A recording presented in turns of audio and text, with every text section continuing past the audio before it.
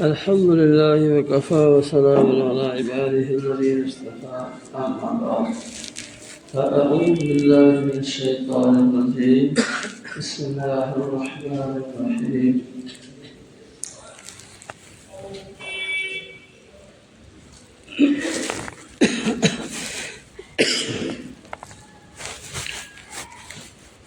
يا أيها الناس اتقوا ربكم الذي خلقكم والذين من قبلكم لعلكم تتقون صدق الله.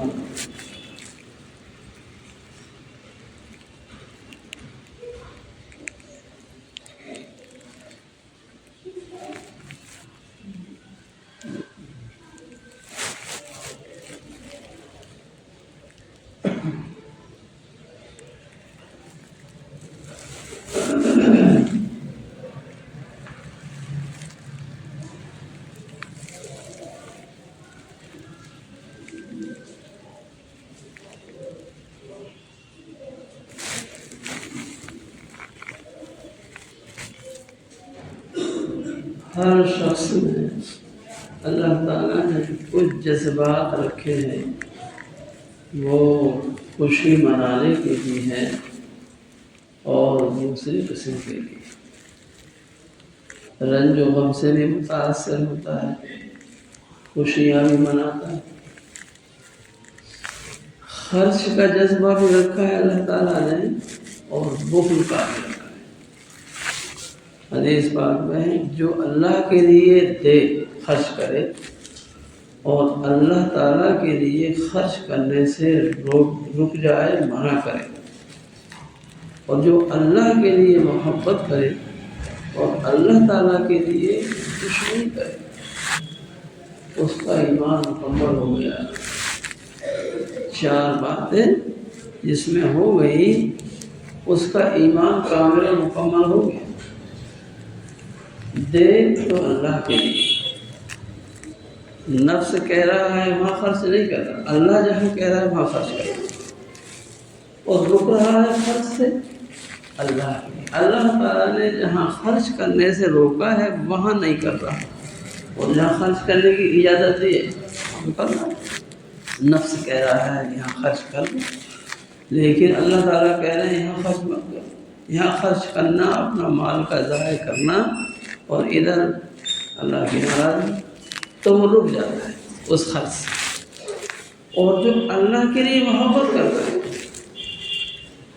اللہ تعالیٰ کے حکم سے، اجازت سے، اپنی اولاد سے، بیوی سے، ماں باپ سے، بھائی بہن سے، ان سے تعلق محبت اللہ کے لیے. اللہ تعالیٰ نے رشتے بنائے ہیں، ان رشتوں کا خیال کرتا ہے. اور جو دشمنی کرنا ہے تو وہ اللہ کے لیے.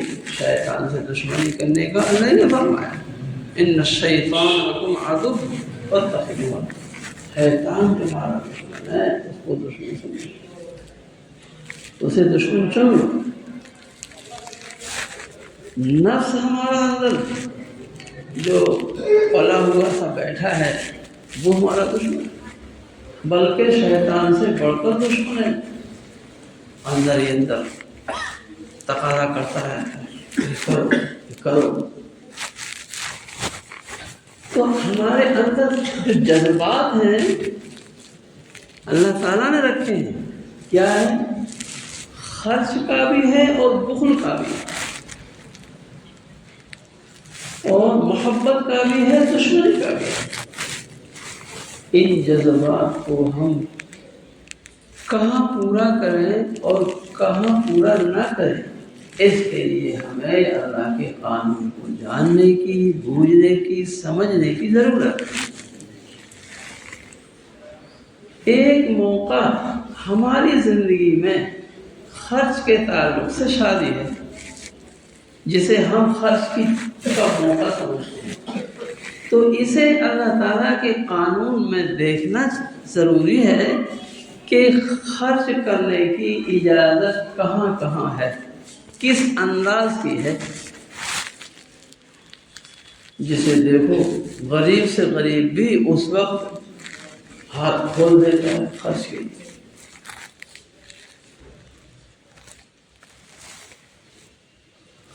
خرچ کے موقع شادی کے تعلق سے لڑکے کے لیے لڑکے والوں کے لیے دو ہیں. کیا؟ ایک مہر. مہر ایک قرض ہے، معاوضہ اور بدل ہے، اس لیے مہر دینے کی اس کو ادا کرو.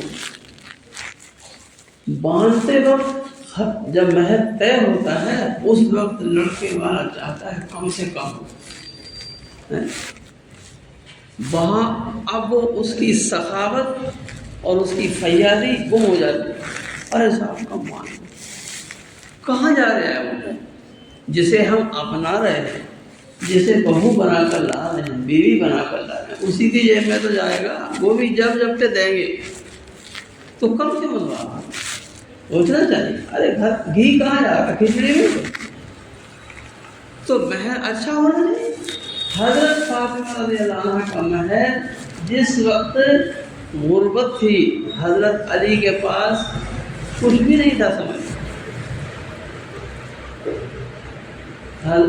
گھوڑا تھا اور زرہ تھی. گھوڑا اور زرہ تھی. زرہ جو لڑائی کے وقت میں پہنا جاتا ہے، کوٹ نما کچھ سامان دفاع کا، حفاظت. اور گھوڑا تو سواری ہے. تو حضرت علی نے چاہا کہ گھوڑا بیچ کر میں کچھ انتظام کروں. حضور صلی اللہ علیہ وسلم نے فرمایا بھائی گھوڑا تو مجاہد کی سواری ہے، زرہ کو بیچ. زرہ بیچی یا گروی رکھی، اس کا کچھ سامان ولیمے کے لیے لیا بس. تو اس حالت میں حضرت علی رضی اللہ عنہ کا مہر کتنا تھا؟ 1 کلو 530 گرام چاندی. مہر فاطمی 1 کلو 530 گرام چاندی. 1.5 کلو چاندی تھی. سمجھ لیجیے 1.5 کلو چاندی اس زمانے میں کم سے کم 80-90 ہزار کی ہو جائے گی، 1 لاکھ کی ہو جائے گی. یہ اس زمانے کا مہر تھا. اور مہر دیتے تھے، آج بھی عرب میں دینے کا رواج. تو مہر ہے ایک خرچ کی چیز جسے ہر شخص کو کنجوس بن کر طے نہیں کرنا چاہیے.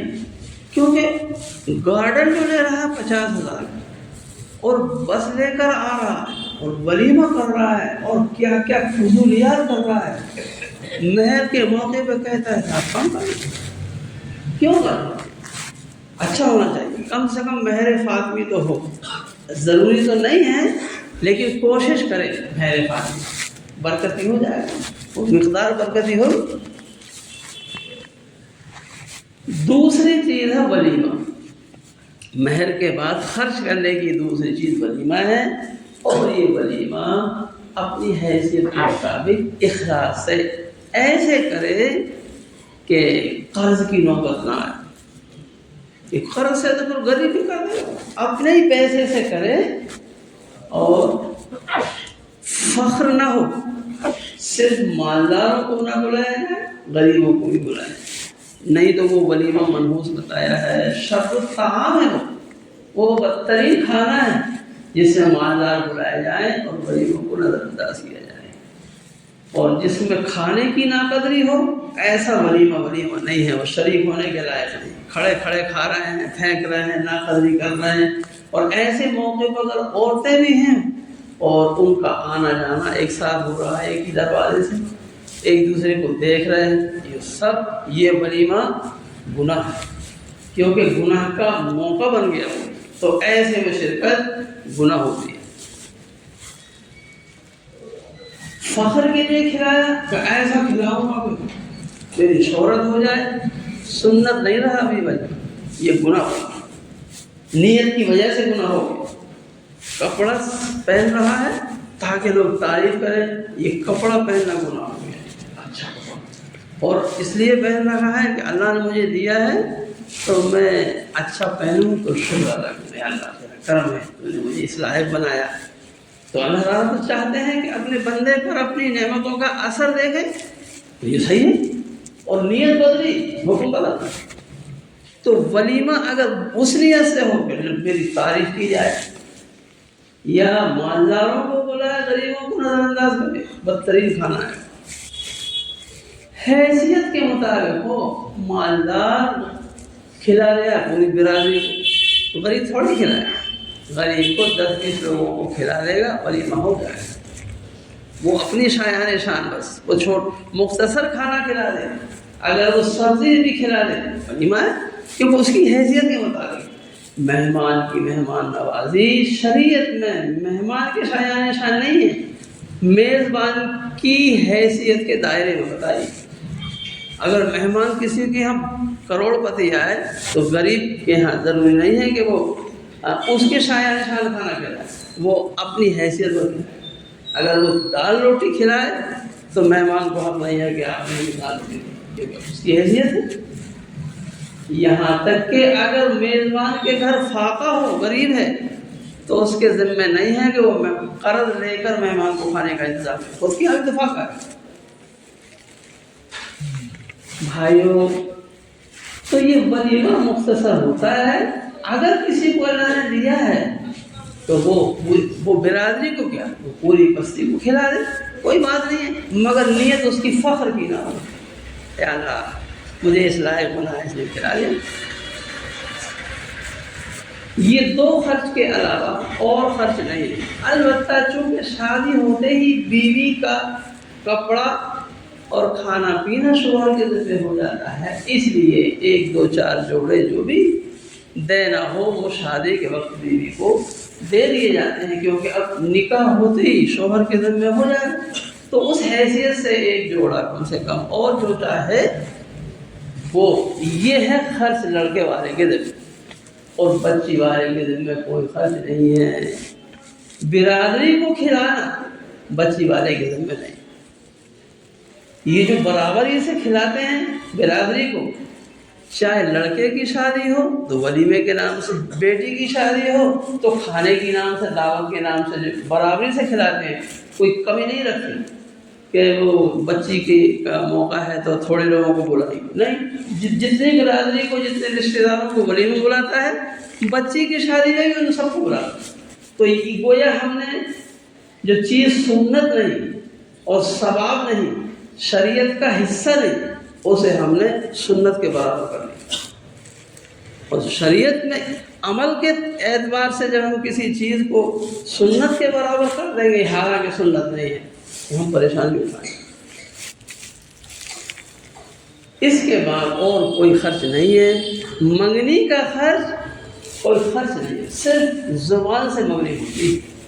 حضرت فاطمہ کی شادی کا قصہ حدیثوں میں آپ پڑھیں گے، بہشت زیور میں لکھا ہے، معلوم ہو جائے گا، کوئی خرچ نہیں۔ پیغام دیا، حضور پاک صلی اللہ علیہ وسلم پر وحی نازل ہو گئی کہ آپ اس رشتے کو منظور کر دیجیے۔ حضرت علی نے پیغام دیا، رشتہ منظور ہو گئی۔ آپ پر وحی نازل ہوئی، آپ نے امت کے لیے استخارہ مشروع فرما دی کہ جس کام میں تردد ہو 2 رکعت نماز پڑھ کے سو جائیے، اور دعا ہے تو دعا پڑھ لیجیے، یا تو خواب میں ایسے ہی دکھ جائے گا خیر و شر، یا جاگنے کے بعد دکھ جائے گا کہ ہاں اس رشتے میں خیر ہے تو خیر، نہیں ہے تو نہیں۔ 1 دن 2 دن 3 4 دن میں ایک طرفہ کچھ نہ کچھ رجحان خدا کی طرف سے ہو جائے گا، یہ خدا کی طرف سے مشورہ ہو جائے گا۔ بس پیغام کی منظوری منگنی ہوتی ہے، وہ کرنے سے نہیں ہوتی۔ اور کرنے میں کیا کرتے ہیں سوائے کھانے پینے کی، سوائے کچھ دینے کی؟ دینے کا نام منگنی ہے؟ اگر کہو کہ وہ دینے سے پختہ ہو جاتا ہے رشتہ، تو پھر وہ منگنیاں بعد میں ٹوٹتی ہیں، وہ کیوں ٹوٹتی؟ وہ تو پھر کبھی نہیں ٹوٹتی، وہ ٹوٹ جاتی ہے۔ یہ کوئی وجہ نہیں۔ شریعت میں جو ہے منگنی باتوں سے ہو۔ ہاں رشتے کرتے وقت کہ کریں تو کہ نہیں کریں، اپنے گھر والوں کو، رشتہ داروں کو، 4 سمجھداروں کو بلانا اچھی بات ہے کہ وہاں سے پیغام آیا، آپ کی کیا رائے؟ ایسے اگر 10-20 لوگ اپنے بلاؤ سمجھنے کو اور پسند کرنے کو تو ٹھیک ہے، وہ تو اپنے بلائیں گے، ان کے تھوڑے لڑکے والوں کو۔ لڑکے والا اپنے لوگوں کو بلا کے سمجھنے کو یہ رشتہ کیسا ہے، کریں کہ نہیں، ٹھیک ہے۔ لیکن منگنی ہو رہی، منگنی کہاں ہو رہی؟ وہ تو ہو چکے، رشتے کی منظوری ہوئی کہ منگنی تو پہلے ہی ہو چکی ہوتی ہے نا۔ اب کیا ہو رہا ہے؟ اب تو رسم ہو رہی ہے، غیر ضروری کو ضروری سمجھ کر کیا جا رہا ہے۔ اس لیے بھائیوں یہ چیزیں سب چھوڑنے کی،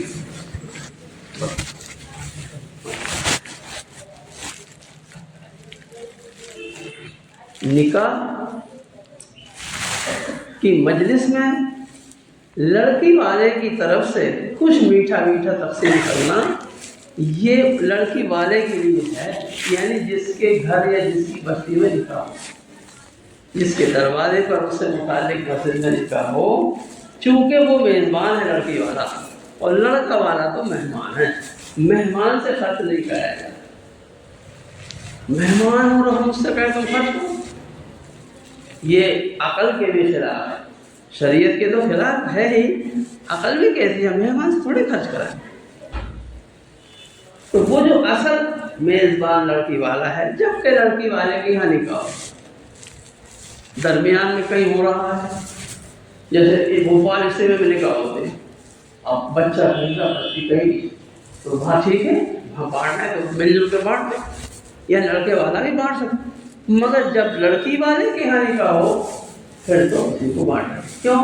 حدیث سے اس کا ثبوت ہے، حضور پاک صلی اللہ علیہ وسلم نے حضرت فاطمہ رضی اللہ عنہا سے نکاح فرض کیا تو چھوہارے آپ نے منگوا کے بانٹے، اس سے معلوم ہوا کہ لڑکی والے مگر لڑکے والے سے بٹواتے ہیں اور خوب بانٹتے ہیں تاکہ بدنامی ہو۔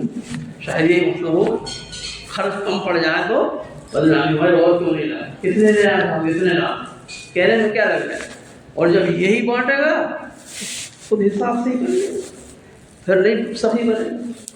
تو یہ خرچ لڑکی والے کے ذمہ ہے، باقی جہیز وغیرہ یہ لڑکی والے کے ذمہ نہیں ہے، وہ کوئی سنت نہیں ہے۔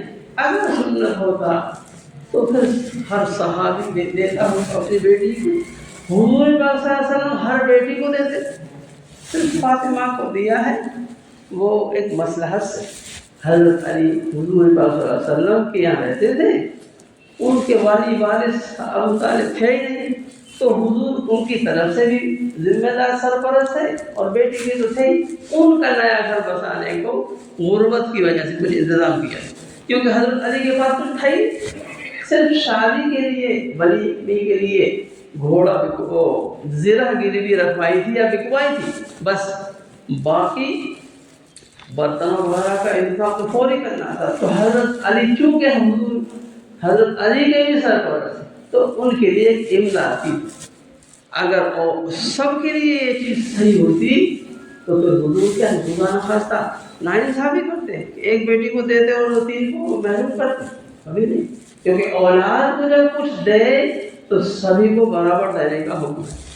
اپنی زندگی میں اگر اولاد کو کچھ دے سب کو برابر دے، لڑکے کو بھی لڑکی کو بھی۔ اچھی بات یہی ہے کہ یا مرنے کے بعد جو حق ثابت ہوتا ہے ماں باپ کی جائیداد میں اس حساب سے بھی دے سکتا ہے کہ لڑکے کو دگنا لڑکی کو اکھیرا، لڑکی کو اپنی زندگی کی کچھ نہیں دے رہا، لڑکوں کو برابری سے دے رہا سب لڑکوں کو، اور لڑکیوں کو نہیں دے رہا گنہگاروں کو۔ گنہگار ہوتا ہے ایسا دینے والا، عام طور سے آج کل زندگی میں ہی کام کراتا ہے لڑکوں کے، اور لڑکیوں کو نہیں دیتا، تھوڑا پیسہ ویسا دے دیا اور کچھ اسی حساب سے دینا چاہیے، ورنہ گنہگار ہو دینا تو ناصر ہو جائے، اولاد نرینہ مالک ہو جائے۔ میں کیا عرض کروں، بہت زیادہ فساد و بگاڑ اور بہت خرچ کے تعلق سے یہاں شادی کی موقع پر بہت زیادہ شریعت کی خلاف ورزی اور مال کی ناقدری، فضول خرچی، بربادی ہو رہی ہے۔ اس کی وجہ سے اس کے جو نتائج نکل رہے ہیں آج، وہ نتائج کیا ہیں؟ ایک تو تنگستی آ رہی، شادی کی خاصیت تھی خوشحالی، ان یکونوا فقراء یغنیہم اللہ من فضلہ، شادی کی خاصیت ہے مالداری آتی ہے، کیونکہ ایک فرد کا ہی تو خرچ بڑھتا ہے بیوی کا، باقی اس سے انتظام کتنا زیادہ ہوتا ہے۔ بے فکری کوئی ہم کو نوکر صرف کھانے پر مل جائے گا، کھانا کھائے گا بس، تو اس کو کتنا سستا سمجھیں گے، اور یہ تو بیوی ہے، یہ اولاد کا ذریعہ، گھر کے انتظام کا، پکانے کا، نگرانی کا، کسی چیزوں کا ذریعہ، اس سے خوشحالی آتی ہے، مگر چونکہ ہم نے اس طریقے پہ نہیں کی اس لیے تنگ دستی آتی ہے میرے آقا، بجائے شفا کی اور مرض پہ پڑتا ہے۔ ایک چیز یہ ہے نقصان، تنگ دستی آتی ہے، قرض میں ڈوب جاتے ہیں، شادی کی ہے اس لیے سب قرض دار۔ دوسرا، ہماری بہن بیٹیاں، امت کی بہن بیٹیاں، یہ شادی کا وقت ہونے کے باوجود جب رشتہ نہیں ملتا اور خوف خدا تو ہے نہیں، اوپر سے یہ رنگ رلیاں، زیب و زینت اور ننگا پن، بے پردگی، اور یہ موبائل، اسکول اور کالج کی پڑھائی، تعلقات، ان سے ہماری بہن بیٹیاں گھر سے باہر نکلنے پر وہ ان کے نزدیک مجبور ہو جاتی ہیں، اگرچہ وہ ان کا ایسا قدم اٹھانا غلط ہے۔ شریعت نے سب کا خیال کیا ہے کہ اگر شادی کی عمر ہو جائے اور رشتہ نہیں ہے تو کیا کریں، انتظام سے روزہ رکھو، سب چیزوں کی تدبیر بتائی ہیں، تو وہ ان کی غلطی ہے، لیکن اس میں کچھ سبب ماں باپ کا بھی۔ حدیث میں ہے اولاد کے 3 حق ہیں، تیسرا حق یہ ہے کہ جب بالغ ہو جائے اس کی شادی کر دو، اگر بالغ ہونے کے بعد شادی نہیں کی تو اس کا گناہ باپ کے ذمہ ہوگا۔ معلوم ہوا کہ باپ کی کوتاہی سے وہ لڑکی ادھر ادھر ہوتی ہے، اور یہ صرف اس گھر کی نہیں، پوری قوم کی بدنامی، اور نہیں اس بستی کی بدنامی ہوتی ہے۔ کسی بھی گاؤں کی لڑکی، کسی غیر مسلم کی بھی اگر بھاگ جائے اور اس کا تذکرہ اس گاؤں کے رہنے والے مسلمان کے سامنے ہو کہ صاحب وہاں لڑکی بھاگ گئی، تو یہ مسلمان کو بھی شرمندگی ہو، کیونکہ میں بھی اس گاؤں کا رہنے والا ہوں، تو چھاپ لگ جاتی ہے، وہ داغ لگتا ہے، تو پھر مسلمان کو نہیں لگے گی۔ یہ امت، یہ قوم پر بہت بڑا قرض ہے کنواری لڑکیوں کا، اور وہ قرض بڑھ رہا ہے فضول خرچی سے، اور فضول خرچی شریعت کے خلاف ہو رہی ہے۔ اس لیے ہم شریعت کو، اللہ کے قانون کو سمجھیں، اور جہاں خرچ کرنے کا حکم ہے وہاں خرچ کریں۔ جیسا میں نے کہا کہ انسان میں دونوں طرح کا وصف اللہ نے رکھا ہے، خرچ کا بھی ہے، بخل کا بھی ہے، محبت کا بھی ہے، دشمنی کا بھی ہے۔ تو خرچ کا جہاں موقع ہے وہاں خرچ خوب کری، اور جہاں خرچ کرنا منع ہے وہاں خرچ نہیں، خرچ نہ کیجیے، وہاں بخل کیجیے۔ وہاں اللہ تعالیٰ کو بخل پسند ہے، بخیل بن جانا اللہ کو پسند ہے، یعنی گناہ کے موقع پر۔ اب یہ گناہ کا موقع کون سا ہے اور فضول خرچی کا موقع کون سا ہے، اس کو علماء دین بتائیں گے۔ علماء دین سے پوچھئے، اور اس کے مطابق اگر اپنے جذبات پہلے سے ہی صحیح ہیں تو ٹھیک، جذبات پہلے سے خرچ کے معلوم ہے تو منع ہے، رک جانا چاہیے، کیونکہ ہم اللہ کے بندے، اور ہماری خوشی غمی سب اللہ کی غلامی کے تحت ہونا ہے، اور یہ دنیا ہمارے لیے پابندیوں کی جگہ ہے، جیل خانے کے مانند ہے۔ ساری خوشیاں مسرتیں ہم کو جنت میں اللہ تعالیٰ کی مہمان خانے میں ملیں گی، اور اس طرح کے جذبات پر قابو پانے کی وجہ سے زیادہ ملیں گی۔ جی چاہتے ہوئے ہم لوگ ہیں، سب کے دلوں میں یہ جذبات ہوتے ہیں۔ جذبات پیدا ہونا گناہ نہیں، ان جذبات کو غلط طریقے میں پورا کرنا گناہ ہو۔ جذبہ کسی کو گناہ کا ہو، بدکاری کا ہو، اور بہت سارے گناہوں کے جذبات ہوں، لیکن روک رہا ہے، پورا نہیں کر رہا، ایسا شخص مجاہد ہے، وہ نفس کو روک رہا ہے۔ یہ چاہت کوئی گناہ نہیں ہے۔ صحابی نے کہا کہ رسول اللہ زنا کی اجازت دے دیجیے مجھے، تو یہ جذبات جو ہے گناہ نہیں ہے، پورا جب تک نہ کریں کوئی بات نہیں۔ تو ایسے